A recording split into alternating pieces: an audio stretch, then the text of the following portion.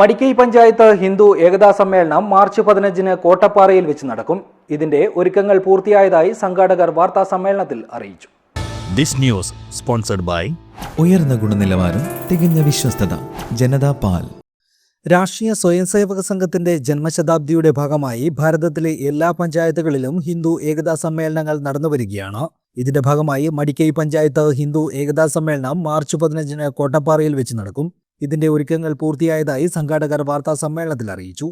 വിവിധ ഭാഗങ്ങളിൽ പഞ്ചായത്ത് തലത്തിൽ ഹിന്ദു ഏകതാ സമ്മേളനം നടന്നു കഴിഞ്ഞിരിക്കുകയാണ്.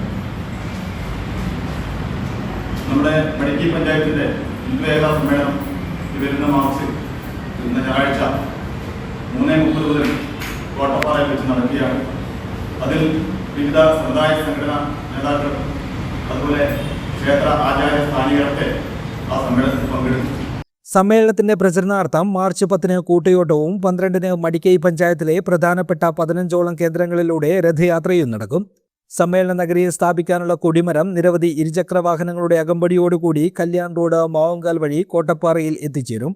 15-ന് വൈകിട്ട് 3:30 മുതൽ നടക്കുന്ന സമ്മേളനം മാതാ അമൃതാനന്ദമയി മഠം മധൂർ ബ്രഹ്മചാരി, വേദവേദ്യാമൃത ചൈതന്യ, ശിവഗിരി മഠം സ്വാമി പ്രേമാനന്ദ, ശ്രീശങ്കരം സനാതന ധർമ്മപഠന കേന്ദ്രം ധർമ്മപുരി 3-ാം മൈൽ ബ്രഹ്മചാരി, സ്വാമി ധർമ്മചൈതന്യ എന്നിവർ ചേർന്ന് ദീപപ്രജ്വലനം നടത്തി ഉദ്ഘാടനം ചെയ്യും. ഹിന്ദു ഐക്യവേദി സംസ്ഥാന ജനറൽ സെക്രട്ടറി KP ഹരിദാസ് മുഖ്യപ്രഭാഷണം നടത്തും. സംഘാടക സമിതി ചെയർമാൻ ബിനോജ് രാജ് അധ്യക്ഷനാവും.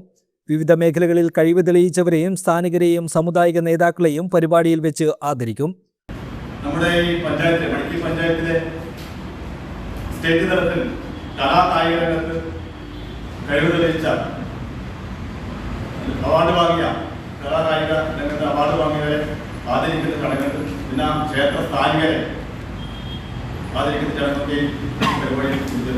തുടർന്ന് തിരുവാതിര, കൈകൊട്ടിക്കളി, നൃത്തനൃത്യങ്ങൾ, നാദക്കോട്ട് കഴകം, വനിതാ പൂരക്കളി സംഘത്തിന്റെ പൂരക്കളിയും നടക്കുമെന്നും സംഘാടകർ മാധ്യമ സമ്മേളനത്തിൽ അറിയിച്ചു. സംഘാടക സമിതി chairman Binoraj Kottappara, convener T Chandran Kakkattil, രക്ഷാധികാരികളായ TV Bhaskaran, P Ramakrishnan, Shivaji Nagar, K Mohanan തുടങ്ങിയവർ മാധ്യമ സമ്മേളനത്തിൽ സംബന്ധിച്ചു. News bureau, Kanhangad.